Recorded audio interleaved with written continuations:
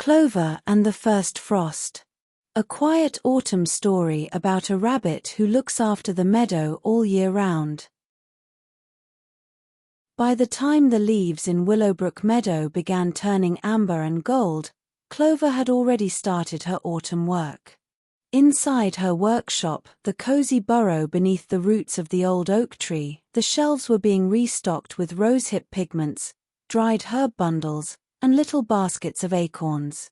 Pip, in his neat red bow tie, was stacking clean paint jars. Dot, with her yellow sunflower headband, swept the stone floor with a tiny broom. And Clover, in her lavender apron with the daisy on the pocket and a thin sage-green scarf, cleaned every paintbrush one by one. When Dot called her to the little round window, Clover saw the first frost had arrived in the night. It lay across the meadow like a fine silver net on every blade of grass, every spider's web, every last petal.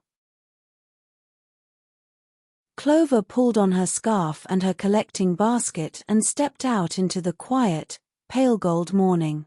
The frost crunched softly under her feet. The world smelled of cold earth and last autumn leaves. She had rose hips to gather, seed pods to collect, moss to bring in before the ground hardened. She had almost filled her basket when she heard something. Not a song, more like a worry. A small brown robin on a branch of the old willow tree was hopping back and forth with the tight, urgent movement of a creature who cannot solve a problem. And there in the fork of the willow branch was the reason, a small round nest, and inside it, 3 tiny fledglings pressed together so closely they seemed to be one small, trembling thing. Their feathers were not thick enough yet. The frost had come too early. Clover set her basket down on the frost-covered grass and looked up at the nest for a long moment. The mother robin watched her. The 3 fledglings peered over the rim with bright, dark eyes.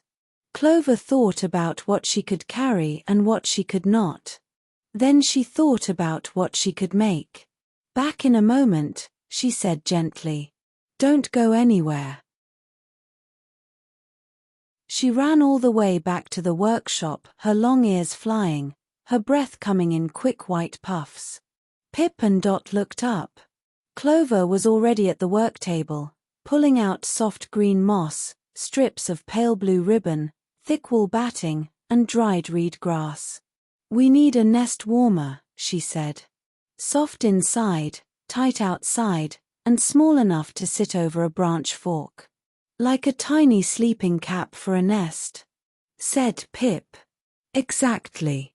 They worked quickly, Pip fetching, Dot weaving, Clover shaping a small woven dome with a herringbone outside and a warm moss lining. It was not a painted egg. But it was made the same way, carefully, for something small that needed protecting. Back at the willow tree, Clover climbed onto the nearest root and gently lowered the dome over the nest, settling it into the branch fork and tying the pale blue ribbon ties in a neat bow. The 3 fledglings rustled once, pressed together under the warmth, and went quiet. The mother robin took one step closer, then one more. Clover set a small flat stone on the branch beside the nest.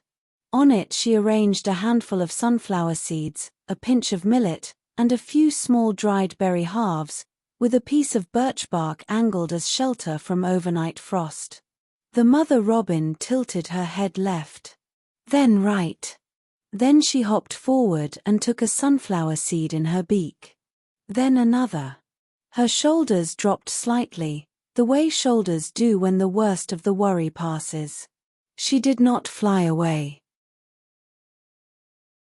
"That will do until the worst is past," said Clover.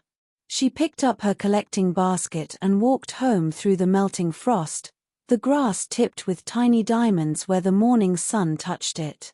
At the edge of the meadow, Professor Bramble sat on a frost-covered fence post, watching her with his great amber eyes.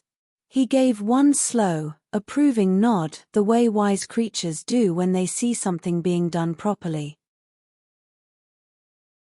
That evening, Clover opened her planning notebook at the kitchen table. The candle made everything warm and gold. Pip was on the shelf behind her, settling jars of rosehip dye. Dot rolled up ribbon at the far end of the table. Clover found the page with her annual lists and dipped her quill. Easter, 500 eggs. Quiet night eggs, 12 for after. And now, freshly written underneath, first frost, check the willow nest. She set down the quill and looked at the 3 lines for a moment. Easter was still months away. But the meadow didn't wait for Easter to need looking after. And neither did Clover. Out in the willow tree at the edge of Willowbrook Meadow, 3 small shapes were warm and still in the dark. Good night, little ones. The end.